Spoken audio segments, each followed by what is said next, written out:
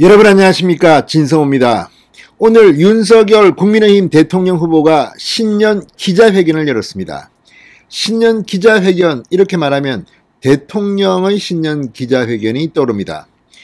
윤석열 후보가 신년 기자회견이라는 이 명칭을 쓴 것도 상당히 흥미롭습니다. 그리고 윤석열 후보 이준석을 품은 뒤 안정적인 캠페인을 지속하고 있습니다. 한 줄짜리 정책 공약이 대화제를 불러일으켰습니다. 오늘은 정책을 한 줄짜리가 아니라 상당히 정리한 상태에서 터뜨렸습니다. 하나하나가 다 국민들의 생활에 와닿는 것이고 문재인 정부가 정말 못하는 겁니다. 지금 문재인 정권의 가장 큰 취약점이 저출산 문제, 또 코로나19와 관련한 소상공인 자영업자들의 피눈물입니다. 이런 것들에 대해서 오늘 윤석열 후보가 굉장히 파격적인 정책을 발표했습니다. 자, 과거 윤석열 선대위, 김종인 총괄선대위원장이 한 달 동안 맡았을 때 상당히 산만했습니다.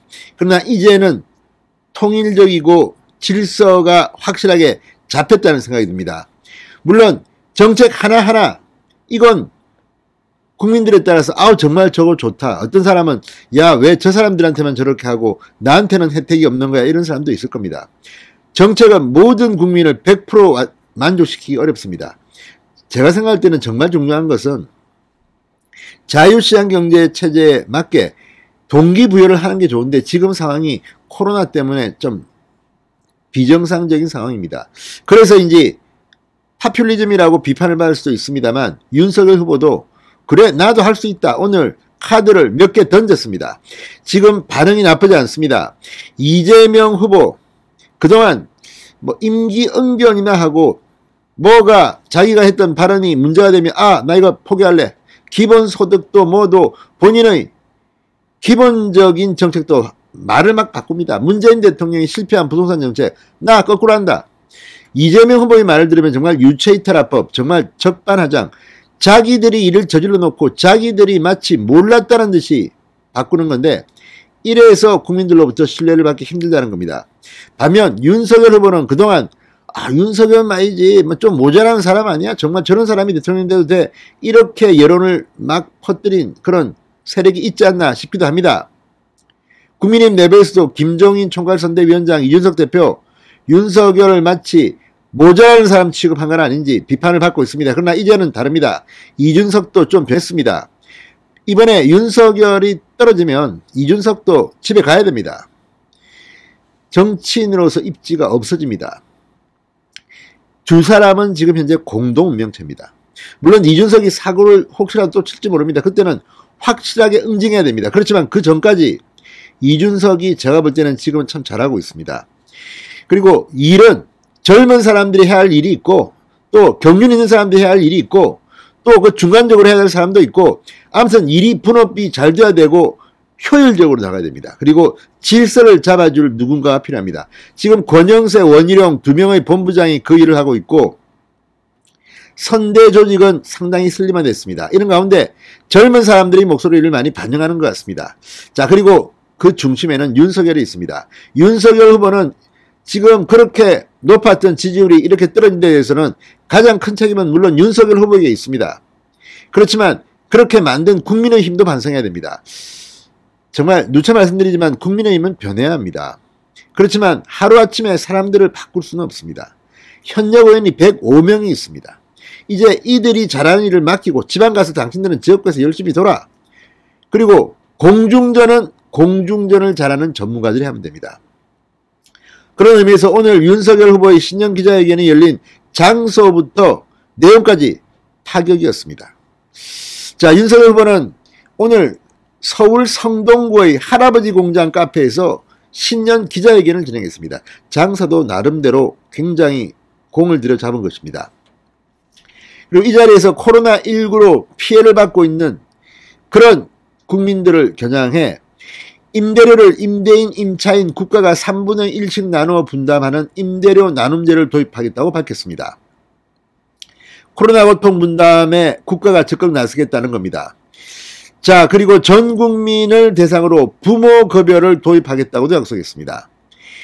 자, 임차인은 이 남은 임대료 3분의 2에 대해 금융대출 이후 상환금액에서 임대료와 공과금에 대해서 절반을 면제하겠다. 나머지 부담은 국가가 정부 재정을 통해 분담하겠다. 그러면서 그 기본이 임대료의 3분의 1을 삭감한다는 겁니다. 그중 20%는 세액공제로 정부가 돌려드리겠다는 겁니다.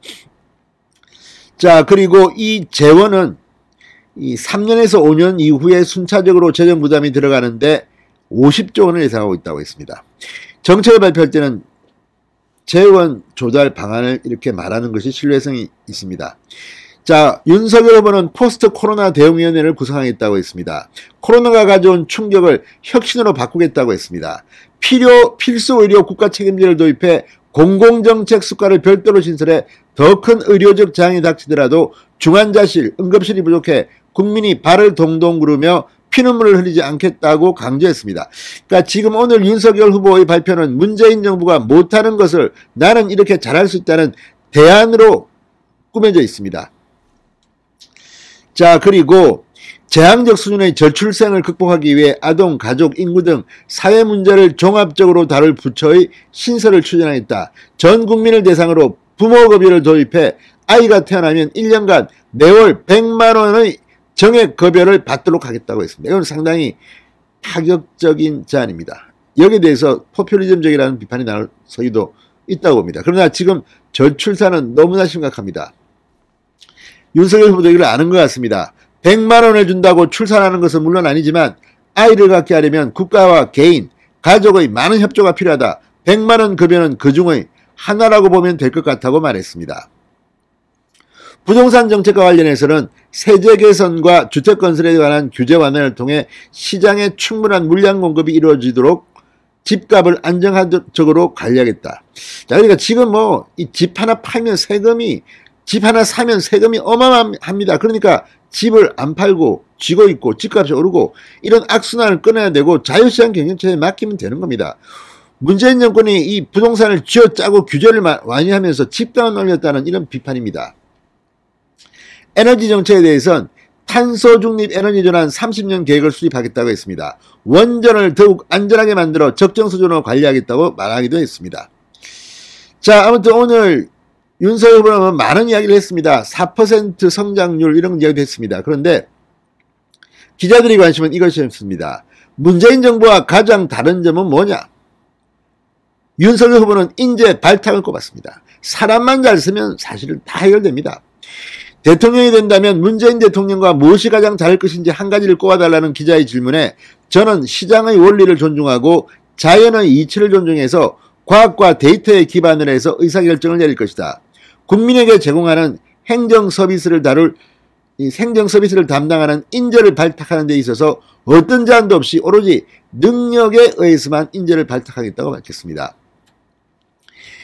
과학과 데이터에 기반한 의사결정으로 합리적인 해답을 내놓겠다는 것을 차이로 보면 될 것 같다고 말했습니다. 문재인 대통령, 문재인 정권, 민주당 정권이 못하는 것.